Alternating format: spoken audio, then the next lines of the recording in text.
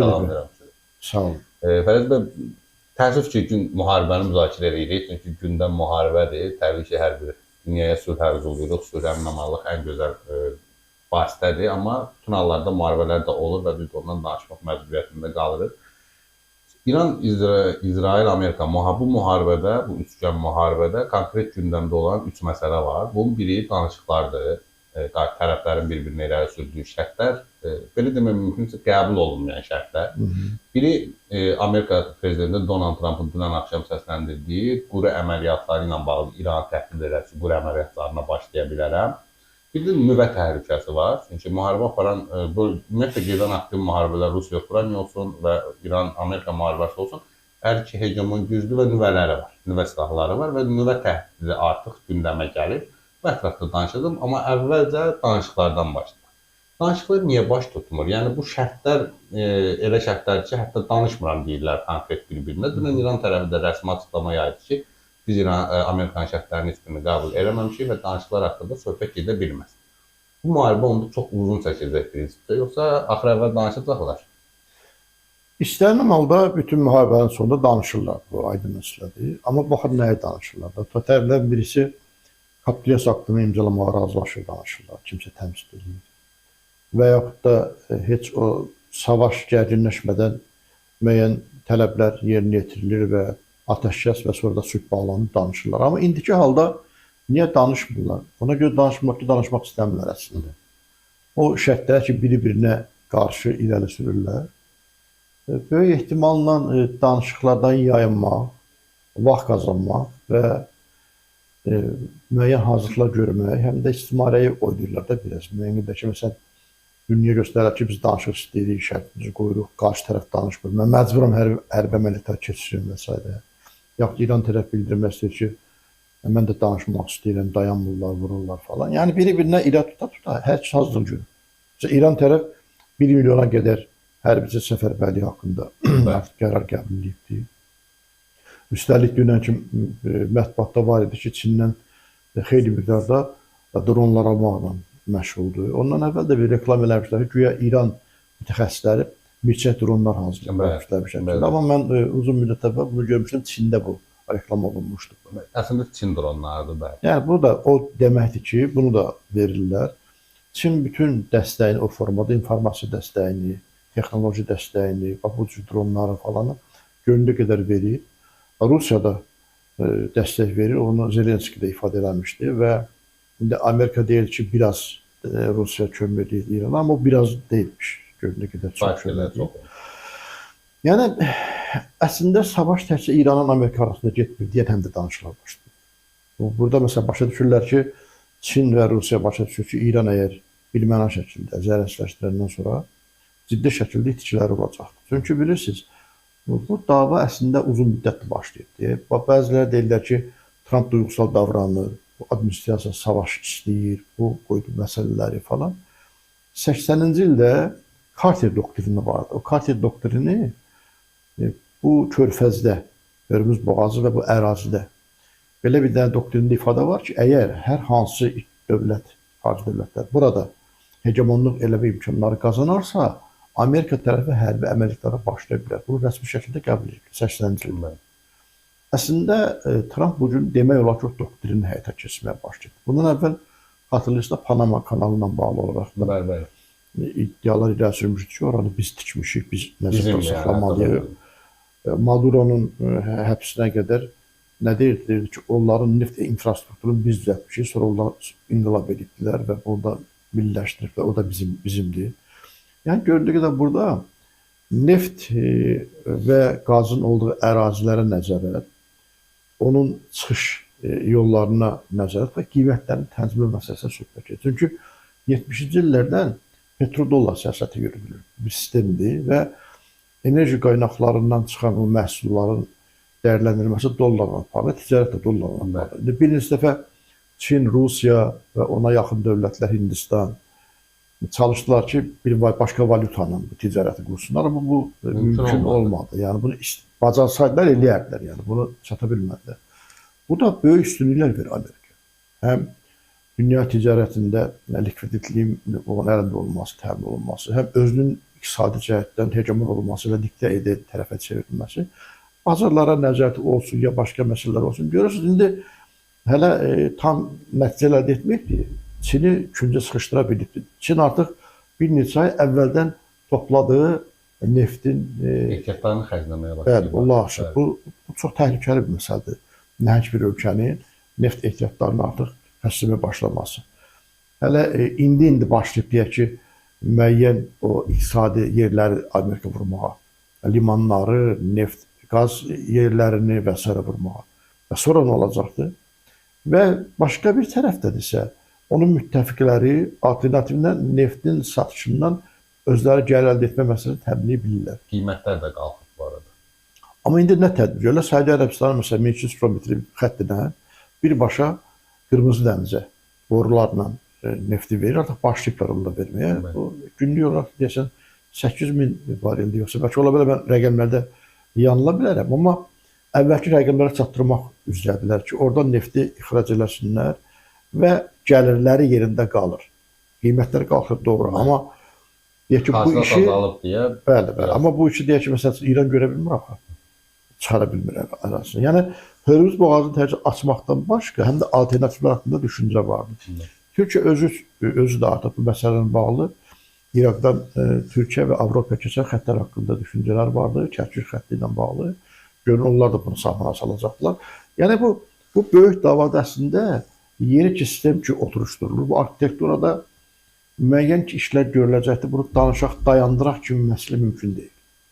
Hətta mən sizə deyim ki, İran bir çox şərtlərə razılaşsa belə, yenə dayanmayacaqlar. Bir bəhanə ilə bu iş mütləq şəkildə davam edəcək. İndi dünən Yasrağa gün siz dediniz ki, nüvə silahı istifadə ola bilər yoxsa artıq dünən ağır bombalardan istifadə olunur. Bu artıq yayılmağa başlayıb. Ağır bomba istifadə eləmək, bu o deməkdir ki, elə nüvə silahına yaxın bir təpkidə, təsirdə ola bilir silahdır. Amma mən inanmıram təbii ki, nüvə silahı işlətmək cəsarətində kimsə bulunsun və baş verən bu hadisələr qarşı tərəfində informasiya savaşı içindədir. Tərəflərin gücləri o qədər bərabər səviyyədə deyil ki, bir tərəf Amerika deyək ki, əlin nüvə silahını alsın. Elə vəziyyət o yerdə deyil. Bunlar deməli, seleksiyana vururdular yerlər, nöqtə vuruşları edirdilər. Əvvəl deyək ki, bunların generalitetini idarə edilən sıradan çatdılar. Təsəvvürlərin ki, 50-yə qədər general öldürdülər. Siyasi imtahanlar və məhkəmədilər. Amerika hərbçilərinin itkisi bütövdə Amerika, İran generallarının ikisindən 8 dəfə azdır. Generallarından 8 dəfə azdır. Deməli, bunlar sistemli şəkildə bu elitanı vurmaq, raket istehsalı olan yerləri vurmaq. İndi deyir, İran məsələn dağın altında falan şey var, gün göstərən təyərləri vardı, sürülər ora bura. Təyəri dağın altında sürməsin deyirlər. Bu gəlir çıxadıb səmaya qalır. İndiyə qədər İran təyərəsinin qalxıb bir döyüş, hava döyüşünə qalxması haqqında mən eşitmirəm ki, bilmirəm siz eşitmişsiniz yoxsa. Amma mən o videoları süni internet videosuna oxşadıram. Yoxdur da, yəni bunlar havaya qaldıracaq bir şeylər yoxdur. Köhnə təyərlərdə bunlar da 70-ci illərdən qalma Amerikada. Ondan təyərlər qalıb da olublar. Yəni qüvvələr nisbəti fərqlidir. Burada söhbət ondan gedir ki, indi Amerika tərəf deyir, piyadaları çıxarırlar falan. Mən hərbçi deyiləm. Hətta hərbçi olsun belə, bəzən təhlillərə mən fikir verirəm. Adamlar deyir ki, Trump gündə bir söz deyil və yaxud da bilimin. Bu müharibədir. Bir tərəf özünün eləyəcəyi məsələni bəyan eləməz. Onlar sağ göstərib sol vurmalıdırlar. Fərqli davranışlar ola bilər. Bugün piyadaların stratejiyanı açıb ortaya qoyası deyir ki, onu kim deyər ki, mən bu cür edəcəm. Biri deyirdi sahilə çıxacam, çıxmadı. Bir deyirdi xalq arasını tutacam, tutmadı. Ola bilər ki, onları aldadır, birbaşa Tehrana desant yendirib. Orada nəsə fikir düşüncəsi vardır. Başqa variantlar Kürt qruplaşmalarından, daxili qüvvələrdən, bəzi silahlardan istifadə eləmək kimi məsələlər vardır. Danışıqlar aparıram. İran tərəfdə mən danışıq aparmıram. Bu da bir maraqlı məsələdir. Ola bilər ki, Amerika ümumiyyətlə alternativ gələcəkdə iş başında olacaq bir qüvvənin danışıq aparır. Nələr eləyə bilərik, sən hansı məsələni razılaşacaqsın, nəyə qoyacaqsın ortaya falan. Bəs bunlarla danışmır. Günün birində bəlkə onu çıxaracaqdır ki, mən bundan danışırdım, bu da razılaşıbdır. Arada bir söz dedi hələ. Dedi ki, dini lideri mən təyin edəcəm, hələ baxıram görüb falan. Özündən razı belə şeylər danışaq. Yəni, mən bu məsələnin duyğusal bir məsələ olmadığını düşünürəm. Bu duyğusal məsələ olmadığı üçün də o nüvə silahından istifadə eləmək, nə bilim, çox ciddi şəkildə bu məsələnin daha çox uzanacağını da düşünmürəm bunu. Ola bilər bu 2 həftə, 3 həftə belə davam eləsin. Çünki burada da böyük xərclər vardı və İranın da uzun müddət müqavimət göstərmə imkanının olduğunu da düşünmürəm. Və burada artıq tükənmək üzrədir. Bu informasiyalar da yayılır artıq. Çin göndərəcək. Çin göndərdiyi dronlarla nə edə bilərlər? Ta ki, məsələn, Zelenski gəldi, ərəb ölkələrində açdı antidron nədir tətbiqi ilə bağlı olaraq da dronları zərərləşdirmək üçün. Onlar bir texnologiya düzəldiblər falan. Onun da dərmanı var, tapacaqdılar. İndiyə qədər məsələn Amerikanlara nə qədər zərər verə bilirlər? Əvvəl raket istəsələr, sonra raketdən müdafiə sistemi istəsələr, ikisini də satılır. İndi məsəl üçün nəyə düşünürlər? Uranı oradan gedib götürməyə. Hətta bu qədər rahatdırlar ki, gedib İranda olan uranı bir dağın altından, bir falan yerdən götürüb aparmaq haqqında qədər düşüncələri var. Biz təbii ki, bayaq dediniz, müharibəni istəmirik. Xüsusən Güney Azərbaycanda bizim soydaşlarımız vardı və mən orada hesab edirəm ki, elə Azərbaycan hökuməti də, Türkiyə hökuməti də imkanlarını istifadə edib Amerikanın, İsraillə danışmalıdırlar ki, Təbrizə, Azərbaycan şəhərlərinə zərbələr vurulmasın, dinc əhali zərər görməsin. İndi başa düşüləndi. Yəni orada müəyyən silah zavodları vurula bilər, kənarda bazalar vurulurlar, anlaşılandı. Amma əhalimizin müdafiəsi ilə bağlı olaraq düşüncələrimiz olmalıdır və məsələn, Türkiyə o axırıncı Türkiyə raket atlanışı bir fikir söylədi ki, biz fərqli davranışlar ortaya qoya bilərik və yaxud da Amerikanlar ki, Kürdləri hazırlamaq istəyirdilər ki, hərəkət eləsin. Yenə Türkiyə bir işarə elədi ki, biz fərqli davrana bilərik, biz bombalaya bilərik Kürdləri falan. Hər halda o hala qədər hazır olmaq lazımdır. Günün birində İran o qədər xaosa sürüklənə bilər ki, mərkəzi idarə etmə sistemi pozula bilər. Və İranda o Kürd PKK-çılar və yaxud da ki, Sepahın müəyyən qüvvələri Azərbaycan türklərinə qarşı soyqırım törətmək cəhdində buluna bilərlər. O anda necə ki, bir vaxtları Quzey Kıbrıs Türk Cümhuriyyətində Ecevit'in rəhbərliyi zamanında Türk ordusu yendi və onları xilas elədi. Bir bufer zonası yaratmaq. Mən demirəm İrana hücum edirik, Azərbaycan ordusuya, Türk ordusu. Amma onların soyqırımın qarşılanmaq üçün ora humanitar missiyanın getməyə qədər düşünməyimiz lazımdır. Azərbaycanlılar orada Azərbaycan türkləri İran ordusunda xidmət edənlər vardı. Azərbaycan müəyyən təşkilatları vardı. İran daxilində da nüfuz olan insanlar var, kənarda da var. Artıq çağırış eləmək lazımdır ki, oradakı türklər, orada olan türklər ona hazır olsunlar ki, günün birində o PKK falan millətimizə qarşı çıxanda var, PKK-sılar var. Onlara qarşı dayansınlar. Yəni mən indi dünən mən bu məsələlə bağlı internet TV-dən birində danışmışdım. Amma dünən bir informasiya aldım ki, yaxşı fars dilində danışanlar Sepahın ya başqa əsgərlərə, Azərbaycan əsgərlərə zəng edirlər, danışırlar. Görürlər ki, xalqın yanında olun. Hətta təkcə Azərbaycan əsgərləri yox, ümumiyyətlə xalqın yanında gedir. Bunu İsrail kəşfiyyatı, Amerika kəşfiyyatı ilə başqa məsələdir. Amma milli iradəni ifadə edə biləcək təşkilatlar ki var, ki mən arzulayıram onlar bir koordinasiya mərkəzdə toplansınlar və onlar da bir sözsüz olsun ki, danışsınlar mən dövlətlərlə. Onlar bu haqqında düşünməlidir. Yəni, vəziyyət çox mürəkkəbdir və senarilərin hər biri ki, cəmiyyətdə deyilir. Biz otururuq, politologlar çıxırlar, məsələn, danışırlar falan. Bunu başa düşmək lazımdır ki, bunu biz təhlil edirsə, Pentagon bunu çoxdan təhlil edir. Müxtəlif versiyaları var. Onların informasiyasını daha çox. Onlar bura biri çıxır deyir, bunlar cəmi hükümlərdə əsas gətirirlər, nə edəcək İrana? Bu ətrafda elə təkcə Birləşmiş Ərəb Əmirliklərində 50.000 Amerikan əsgəri vardı. Ətraf cinah dövlətlərdə Körfəz ölkələrinin əksəriyyəti hamısında demək olar ki, vardı. Üstəlik bir neçə günə və yaxud da ki, yaxında oluna bir saata o gəmilər ki, gələ bilirlər, onlar üzən hərbi hissələrdir. Bunlar gəlib burada dayanırlarsa elə fərqi yoxdur ki, kiçik bir ölkənin hərbi arsenalı qədər. Elə bir ölkə üzə-üzə gəldi. Ona görə vəziyyət kifayət qədər ciddidir. Bu işin yarımçı qalma məsələsi yoxdur. Mən düşünürəm ki, hansı metodla prosesi sonlandıracaqlar, onu da proqnoz eləmək çətindir. Amma mən ağır bir silahlardan, xüsusən nüvə silahlardan istifadə olunması məsələsini əminliklə bildirəm ki, bu mümkün olan bir şey deyil. Heç kim bunu əl atmayacaq. Ona ehtiyac da yoxdur. Yəqin ki, İranı tükəndirəndən sonra artıq daxildən insanların qalxmasında bir məşq elədilər. Elektrik enerjilərini vurdular ki, camaat çıxar-çıxmaz vurdular, camaat çıxdı etirazladı ki, işıq yoxdur. Suyu da vurdular, yoxladılar. Dünən dəniz suyunu istehsal edən bir müəssisəni də vurdular. Su məsələsi İranda bu il çox çətinliklər vardı. Yəni, ola bilər ki, artıq kombin olunmuş variantda həm də o məsələ ortaya çıxsın. Bütün hallarda bizim bu vizyonlarımızın ortasında Azərbaycan türklərinin təhlükəsizliyi və regionun yeni şəkilləndirilməsində, bunu xüsusilə qeyd edirəm, regionun yeni şəkilləndirilməsində kənarda qalmamamız düşünülməlidir bizi çox ciddi şəkildə. Məncə də ən ciddi məsələlərdən biri məhz odur. Fərid bəy, yeri gəlmişkən Rusiya bugün rəsmi məlumat yaydı ki, İsfahandakı konsulluğu bağlayıb. Bu artıq müharibənin daha aktiv fazaya keçirdiyinin göstəricisidir, yoxsa bu da bir taktiki gedişdir sizcə? İkisi də var. Birinci, məsələn, Rusiya kömək edir güya, amma quş qoymaq köməkdir. Çünki ilk birinci dəfə savaşanda İsrail-İran arasında İran tərəfdən ciddi təkliflər olub ki, siz bizə kömək eləməlisiniz. Aramızda da təhlükəsizlik müqaviləsi vardı. Ortaq müqavilələri vardı. Amma heç bir kömək eləmədilər demirlər ki. İndi də Rusiya özünün ehtiyaclarından İrana müəyyən köməklər edir. İnformasiya dəstəyinin verilməsi olsun, başqa məsələlər olsun, ya texnologiyalar, ya təlimatçıların verilməsi. Bir də investisiya qoyub. Bu şəhərdə onun demək olar ki, o nüvə kimi mərkəzi vardı.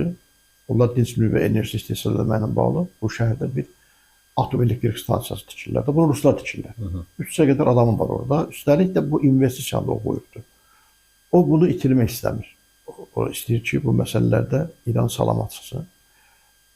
Və prosesin uzanmağında da maraqlıdır. Amerika nə qədər başı qarşısa yaxın şərqdə, Ukrayna məsələsində bunun bir balaca nəfəs alma imkanları yanılır. Hərçənd Ukrayna buna imkan vermir. İndi son vaxtlar gündəmdə daha çox yaxın şərq məsələsidir. Amma Ukrayna dayanıb o da yaxın şərqlə məşğul deyil, öz işinlə məşğul. Dünən də 2 dənə təyyarələr vurdular. Birini deyəsən Krım üzərində vurdular, hərbi təyyarəsi vurdular, bir də qırıcı təyyarələri vurdular. Dünən 2 təyyarə vurdular. Və gün ərzində də bütün dron hücumlarına doğru deyirsiniz. Şəhərlərin vururlar, hətta Sankt-Peterburqda əyalətdə limanın vurdular falan. Savaş orada gedir.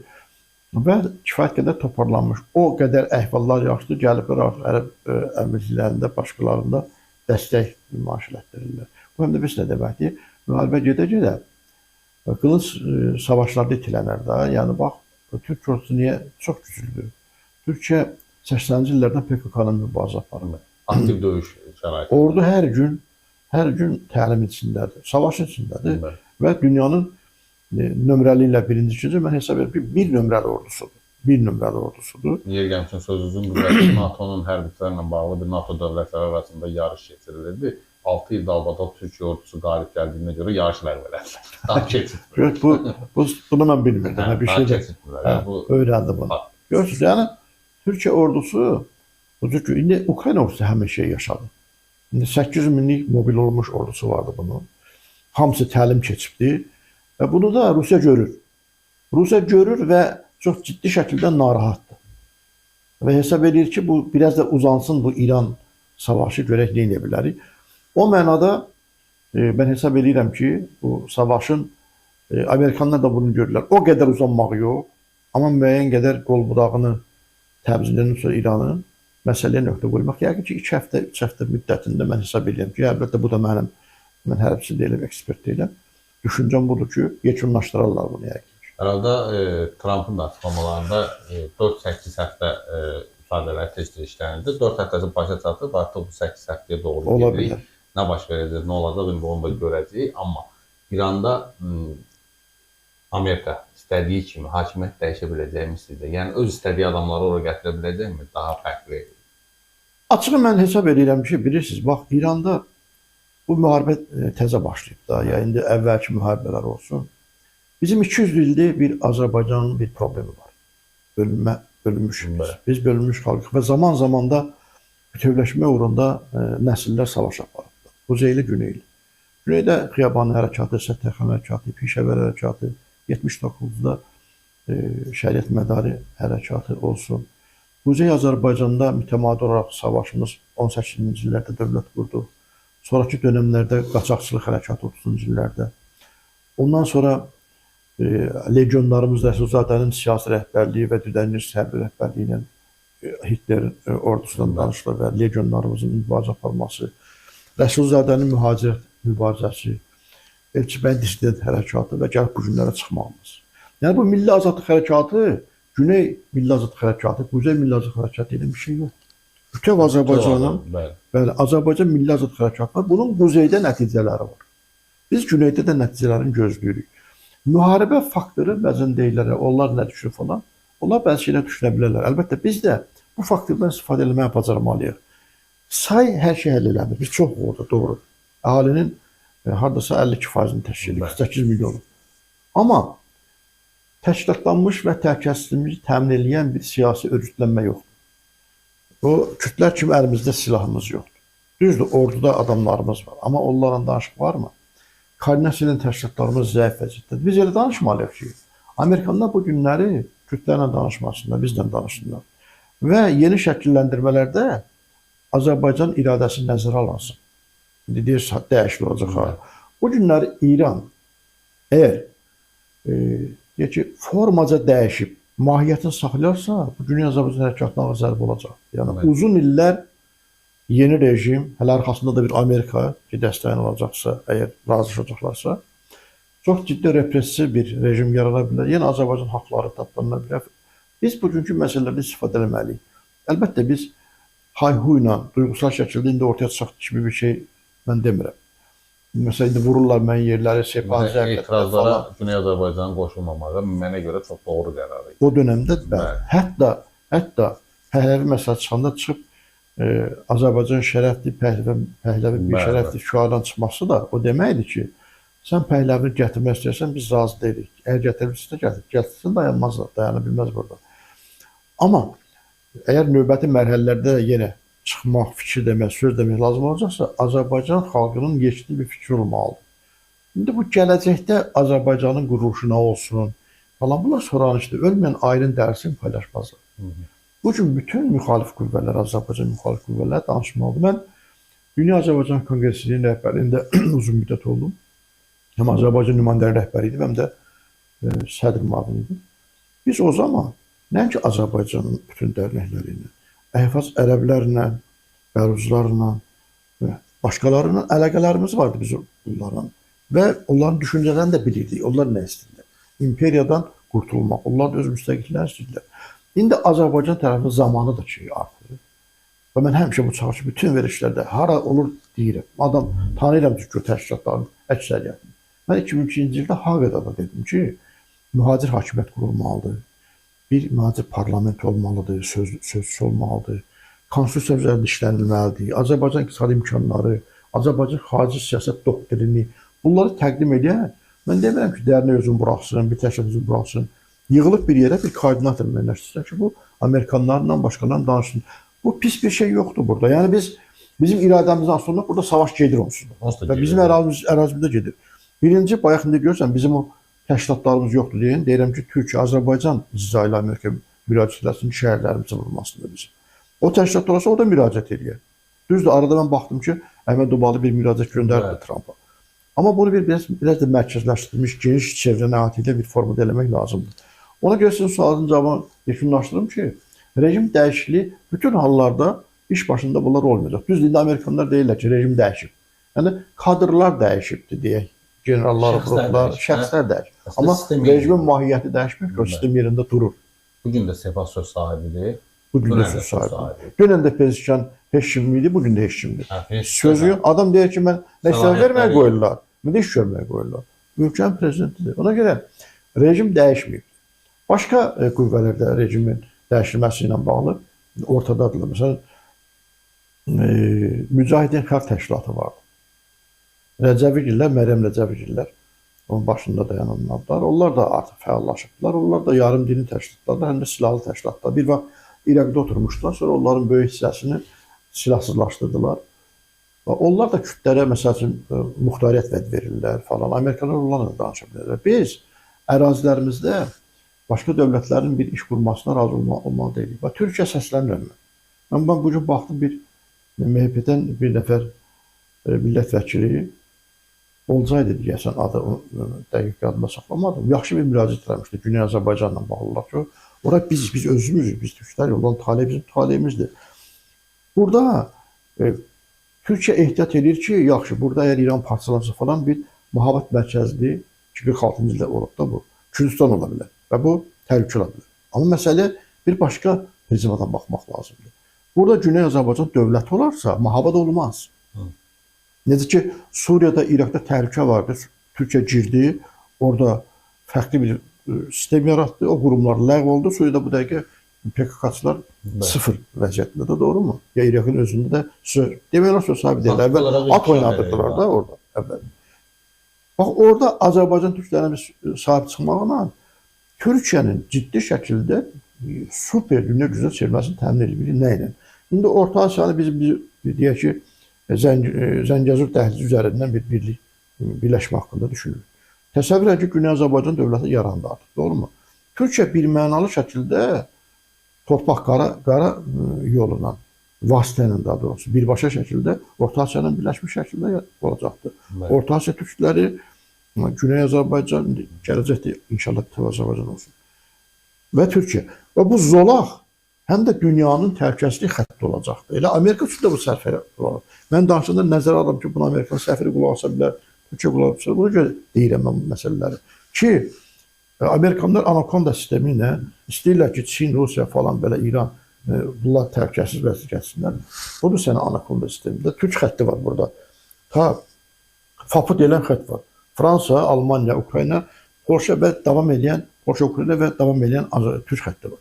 Bu Türk xətti dediyim formada olarsa, Çinlə Rusiya, Çinlə İran, İranla Rusiya hamısı aralanırlar bir-birlərindən və ortada təhlükəsizlik kəməri yaradır. Bu dünya təhlükəsizlik sistemi üçün çox önəmli bir məsələdir. Bütün bunlar Azərbaycan diplomatları tərəfindən, Türkiyə diplomatları tərəfindən oturub danışılmalıdır. Güney Azərbaycan taleyi ilə bağlı Türkiyədəki tərəddüdlərə son qoyulmalıdır. Orada PKK-çının, PJK-ın əlçə gəlməməsi, qalxmaması, mühafizət mərkəzi bir mərkəz yaratmaması buna bağlıdır. Yoxsa bütün sistemlərdə yaratmağa çalışıblar. Amerikada çalışıb, İsraildə çalışıb, Kürdlər də çalışıb və PKK özü də bax yarıb 80-ci illərdən Rusiya tərəfindən yaranır. Ki bu silahı indi yəni bu sistem bunu istifadə edirsə, bunu zərərsizləşdirmək, Güney Azərbaycan türklərini qorumaq, onlara dəstək verməkdən keçir. Yeri gəlmişsən, müharibə başlamamışdan əvvəl də Amerika nümayəndələri getdi birinci Kürdlərlə görüşdü. Doğru. Yəni silahlı Kürdlərlə. Yəni bu da demək ki, bunların hər hansısa bir verilmiş sözləri və ya hansısa vədləri var ki. Və indi təsəvvür edirsiniz, bax bir dənə məsələ var burada maraqlı. Deyirlər ki, biz danışıq aparırıq və İran parlamentinin sədrinin adını çəkirlər. Bəli. Doğru. İran parlamentinin sədri Kürddür. Bu da Qalibov. Bu da bir mesajdır Kürdlərə ki, siz müəyyən dəstək verərsiniz falan. Hətta sizin adamı iş başına gətirmək kimi düşüncəmiz ola bilər kimi bir bunun altyapısı var. Məsələn, altyapısı var. Ona görə biz bu məsələdə çox həssas şəkildə bu indiki dönəmdə məncə çəkinmək lazım deyil. Dövlətlərarası münasibətləri saxlamaq şərtilə yenə deyirəm, humanitar missiya olaraq Güney Azərbaycan türklərinə sahib çıxmağımız çox normal bir məsələdir. Məncə də, bəli. Qonşu dövlətdə biz Ukraynada vururlar, dağıdırlar Rusiya. 12 günlük müharibədə mənim yadımda da Azərbaycan dövlət səviyyəsində müraciət eləmişdi. Hətta ki, Azərbaycan ərazilərini vurmayın. Təbii, doğru, doğru. Bax, yenə o missiya davam olunmalıdır. Biz orada yenə də Amerikanlarla başqalarla tutub danışmalıyıq ki, və bizim buradakı dinc halimiz vardı. Onlara Türkiyənin tutub danışmalıyıq ki, sabah bir gün heç nə Amerikanın iradəsinə asılı olmayan, İsrail iradəsinə asılı olmayan PKK, PJK birləşmələri, 4 dənə deyəsən orada təşkilat birləşdi orada.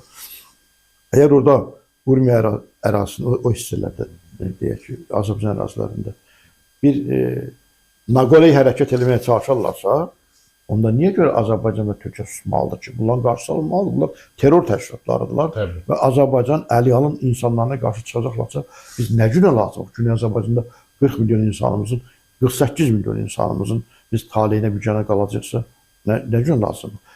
Ya bu gün ya sabah Güney Azərbaycan müstəqilliyin olacaq bir məna şəkildə. Bu müharibənin keçişində proses tezlənibdir.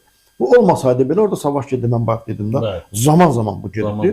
Amma şərtlər indilər ki, əgər orada rejim dəyişiklikdən söhbət gedirsə, yeni şəkilləndirmədən söhbət gedirsə, artıq bu məsələlərdə bizim yerimizin müəyyənləşməsi üçün biz bu prosesdən kənarda qalmalı deyilik. Mən sizə bir şey deyim. Arada qalan kənarda qalır. Bəli. Biz cinahımızı müəyyənləşdirməliyik. O cinah nədir? Amerika deyil, İsrail deyil, İran deyil. Azərbaycan cinahıdır. Bizim illərdə ortaya qoyduğumuz ədalətli status-quo axtarışı, milli arzu və milli ideya, bu bizim ideologiyadır. Bunu ortaya qoymalıyıq. Vallahi da deməliyik ki, sən demirsən İran zərərləşdir, nüvə silahı olmasın, olmasın. Bura rahat bazar olsun, olsun. Neft məsələsi əmək eləyək. Mən dövlət müstəqilliyimi, mənim milli iradəmi tanı. Bu artıq danışılmalıdır. İnşallah. Çox Azərbaycan İnşallah. uğrunda hər zaman mübarizələr gedir və ümid edək ki, yaxın gələcəkdə bunun nəticəsində də nail olacaq. İnşallah. Təşəkkür edirəm Fərəz bəy, dəvətinizi Mən qəbul təşəkkür edədiniz, Sağ olun. minnətdaram sizə.